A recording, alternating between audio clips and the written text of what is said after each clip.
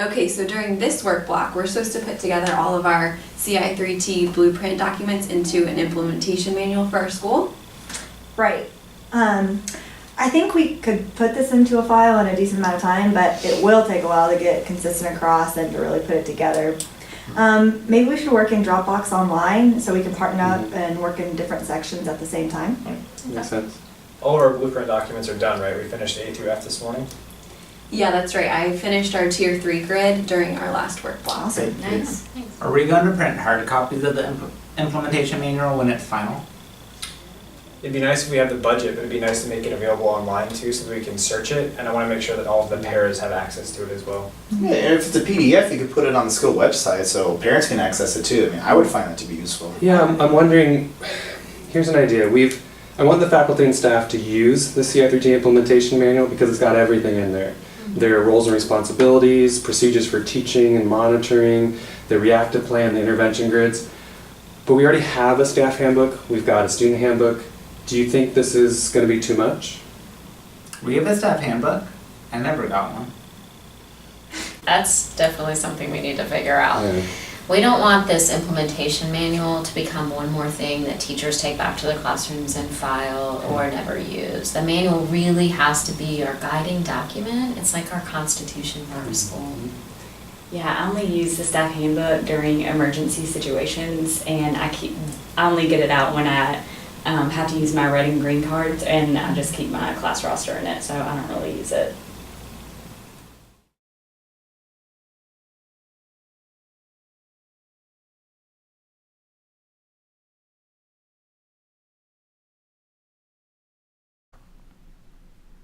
When Ci3T leadership teams are working through the building process of actually building their Ci3T blueprint, they begin at this process of working through 5 different blueprint documents.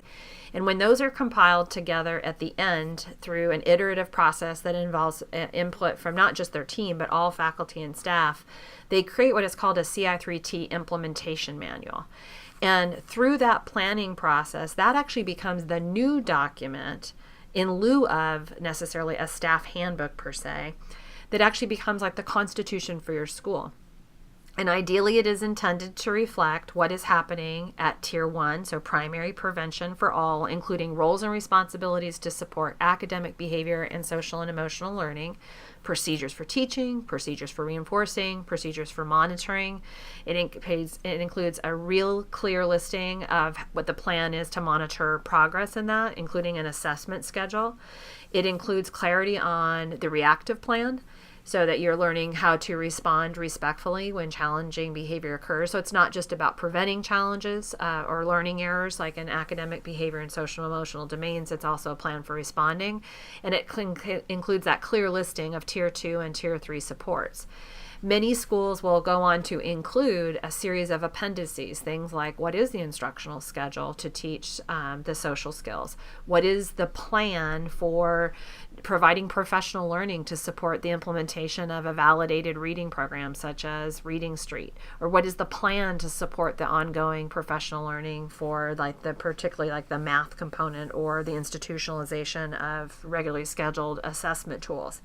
When you think about that Ci3T blueprint that you are building, it will become the guiding point to support implementation. It's not the only implementation material. You might have things like bookmarks and brochures and other signage and messaging on your website, but that is going to become the document that guides the experience of faculty, staff, parents, students, and administrators in the building.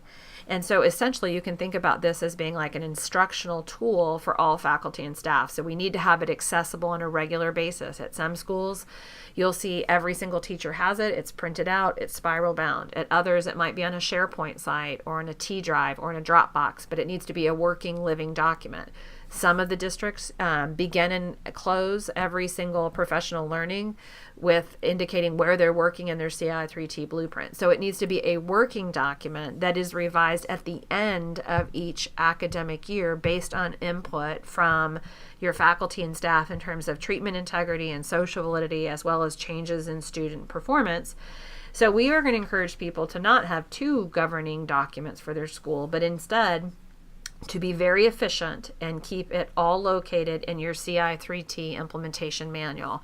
So everything that's supported in your district, there would not be another listing of other initiatives per se, but the Ci3T blueprint would be a way of guiding, structuring everything that's happening in that school.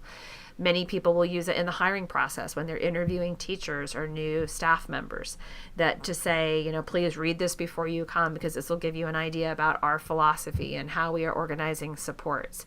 It also is hugely helpful for new administrators transitioning into buildings so they can see what is the experience of the student in that building.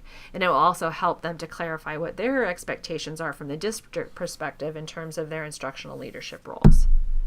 We want to close by mentioning that that manual should not be revised during an academic year, because if you are changing the implementation expectations during a year, there's no accurate way to evaluate how that particular plan is moving forward. So we want to emphasize that revisions occur with faculty and staff, parent and student input at the end of each academic year, ready to roll out at the beginning of the following year.